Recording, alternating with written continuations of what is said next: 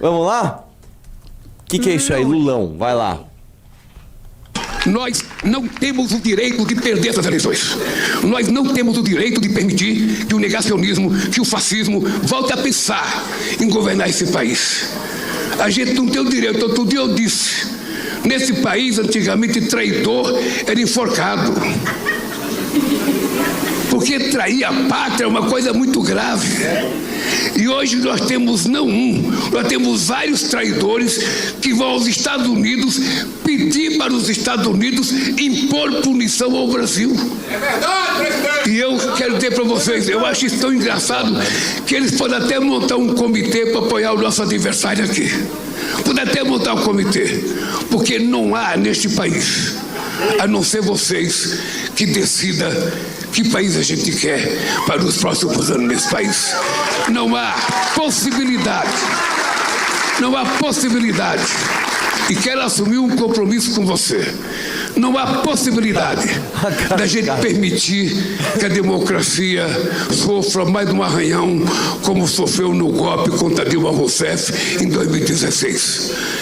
O lema é esse. Você não acha coincidência? Com respeito a que o presidente da Nicarágua falou praticamente a mesma coisa? Não, cara, eu vou te falar. A esquerda, ela pode fazer o que ela quiser, que ela não é chamada de antidemocrática. O Lula acabou de falar, primeira coisa, que tem traidor da pátria que merece ser enforcado. Número 2, ele falou que ele não tem o direito de perder essa eleição. Número 3, ele falou que não pode deixar o fascismo voltar, quer dizer, não gosta dele, é fascista. E depois, número 4, ele fala ainda... O golpe de 16, o golpe de 16. É um presidente da República... Um presidente da República falando que um processo de impeachment constitucional, né, aprovado pelos entes constitucionais, que reforçou o papel das instituições no Brasil, é um golpe. Aí vem aquela questão.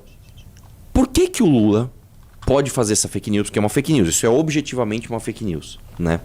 Você chamar o impeachment da Dilma de golpe é uma fake news. Por que ele pode? Hein?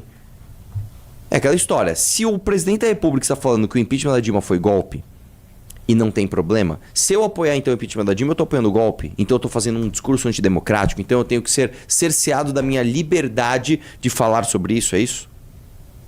Você vê como é perigoso, cara? Você viu como é perigoso? É muito triste, né? Vamos lá? Próximo. Nordeste concentrou 5.818 dos 7.412 shows financiados com recursos públicos no Brasil entre janeiro de 2024 e março de 2026, período em que foram desembolsados 2,2 bilhões de reais dos cofres públicos em contratos com artistas. Vamos lá, eu não preciso falar o problema, né, disso, que é não só o problema direto de você gastar o dinheiro com show onde não deve, mas a consequência disso que é você ter um povo mais alienado. Porque não só os 2,22 bilhões de reais fizeram falta no orçamento, não só isso, como também você tem a alienação das pessoas pós-show. Mas isso aqui mostra uma realidade brasileira que, se eu comentar, eu posso ser considerado xenofóbico? Fala pra mim. Arthur, se você ficar quieto, você vai ser considerado xenofóbico. Por que justamente os estados que mais têm repasses, ou seja, que o dinheiro não vem da própria atividade econômica, são os estados que mais gastam dinheiro com show? Porque não há a responsabilidade do cara usar o dinheiro dele para gerar mais dinheiro. É simples desse jeito.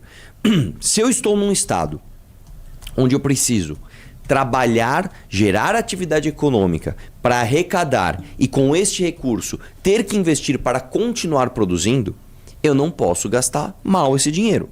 Então eu não posso gastar com um show que não vai me trazer retorno. Se eu sou de um estado onde um dinheiro vem independentemente daquilo que eu estou fazendo, por que eu não vou contratar show, que é o caminho mais simples das pessoas gostarem de mim? Por que não? Aí quando a gente fala de pacto federativo, a ideia do pacto federativo é muito bonita. Quando você pega, por exemplo, por que o Brasil é diferente dos outros países da América Latina?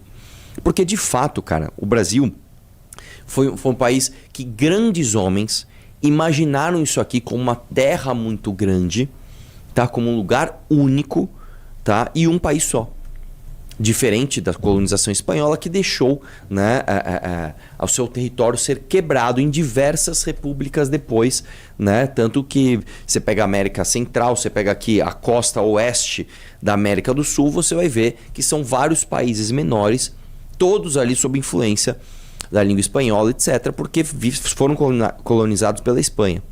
O fato é o seguinte: a gente imaginou tudo isso e o Pacto Federativo ele vem em consonância com isso. Olha, se eu tenho uma região do Brasil que está se desenvolvendo mais, eu não posso deixar outra para trás. Vamos distribuir essa renda. Então a ideia foi boa mesmo. A ideia foi uma coisa bem intencionada. Só que hoje ela virou outra coisa. Ela virou um mecanismo de fazer um populismo tão nocivo, mas tão nocivo, que basicamente um lugar não se preocupa nada com a origem do dinheiro. Se preocupa somente com a reeleição. É um pensamento muito curto-prazista. Gigantes da história brasileira deixaram um legado, deixaram um país pronto praticamente para prosperidade, e homens mesquinhos do nosso tempo, né, jogam isso no lixo. Quando você pega, por exemplo, por que os Estados Unidos é do tamanho que é? Né? Quando os ingleses chegaram ali nos Estados Unidos, na costa leste, né, que, se não me engano, são as 13 colônias por causa de 13 rios que tinham ali, que corriam em paralelo ali, aliás, inclusive, um lugar muito abençoado, porque você tinha os rios que corriam na horizontal e você tinha os rios que corriam na vertical, fazendo com que o lugar fosse muito, muito propício para comércio e para transporte nas águas pluviais, né? Homens ousaram imaginar o seguinte: não, vamos para a esquerda. Vamos chegar e ir até a outra ponta. Vamos ter acesso aos 2 oceanos. Homens ousaram falar: não, nós temos que dominar a bacia do Mississippi inteira.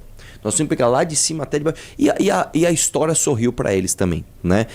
Eu não lembro agora qual região dos Estados Unidos foi comprada pelo Napoleão, né, por um preço absurdamente baixo, né? O Napoleão, com suas guerras napoleônicas, estava precisando de dinheiro, e aí você tinha uma parte gigantesca da meiuca ali dos Estados Unidos, que era dominada pela França, e aí quando alguma coisa aconteceu na América Central, não lembro exatamente o que era, e eles ficaram sem o respaldo daquele